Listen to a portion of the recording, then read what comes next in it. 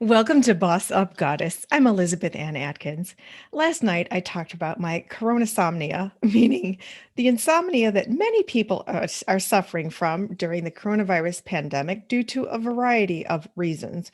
Well, I went to bed last night determined to get some sleep. And in fact, on the show yesterday, I asked you to provide some tips on how I can actually fall asleep quickly like I used to do.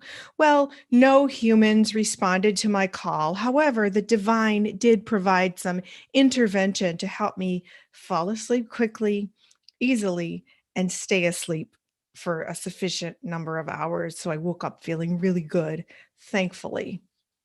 So, do you want to know what I did? Well, the divine intervention was it interrupted my usual bedtime routine, which I thought was on par with all the things you're supposed to do to get a good night's sleep and to fall asleep easily.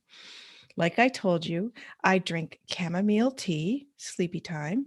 I also play soft music. I have my Himalayan pink salt lamp for the soft lighting. I have lavender oil that I massage on my feet.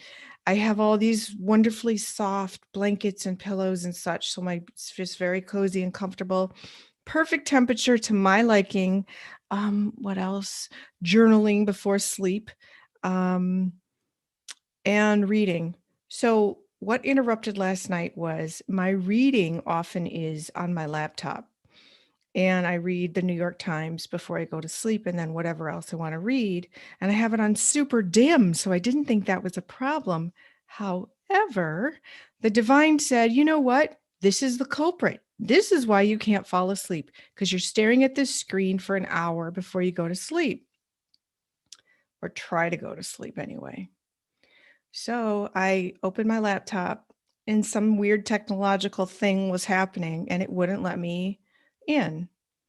It's a minor thing, it's fixable, but it was like just telling me you're not supposed to be on this computer right now. You're supposed to turn off the light and go to sleep.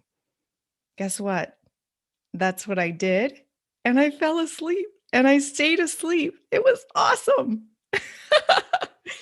So now I'm going to adjust my reading habit to earlier so that I can read the newspaper or whatever else I want to read on the computer. And anything that I do during that hour before sleep time is going to be handwriting in a journal as opposed to typing on my laptop. And it's also going to be reading a book, like a physical book, instead of a screen. And I also am going to resist the temptation to go on any social media.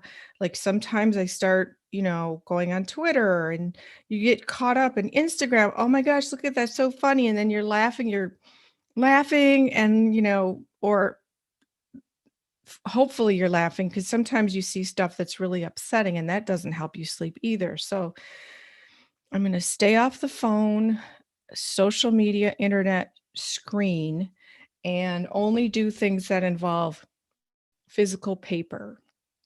So that's my tip. That's my cure for coronasomnia.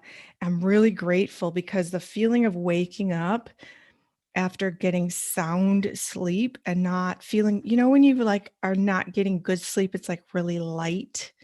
That's what I'd been having before after not even falling asleep for an hour or two. So, oh my gosh, I hope this is the remedy. I won't even have to try the melatonin as I said I would last night. Short, sweet tonight. I wish everybody a wonderful weekend. I've got some really exciting guests coming up for Valentine's month in February. And so I hope that you're all having a lovely night. And I especially wish you a good night's sleep. So remember all the things you can do in a day. You know what I forgot to share yesterday as well? When I was ticking down all the things that I do, I also meditate, clear my chakras, and do yoga most days. And so those are three other things that are supposed to enable you to have better sleep. In fact, when I first started meditating 10 years ago, I realized that I was sleeping better. And so making sure that you eat, and if you drink coffee or any other caffeinated beverages, make sure you have those earlier in the day instead of in the evening when it can interrupt. And guess what? You might think that that glass of wine is assisting you in winding down and relaxing, but I've discovered that when I drink wine, yes, you get a little sedated at first, but the sleep is not quality. I've discovered that it's restless, and I haven't had a glass of wine in more than a year. Um, but anyway, I discovered that it's like a misnomer to think that wine will help you sleep. It doesn't, or alcohol. So anyway, getting in tune with your own body and your own habits and observing what's working or what's interfering with your sleep is really key to solving the coronasomnia problem. All right. I hope this has been helpful for you. I wish you a really, really deep, serene, comforting, peaceful sleep tonight.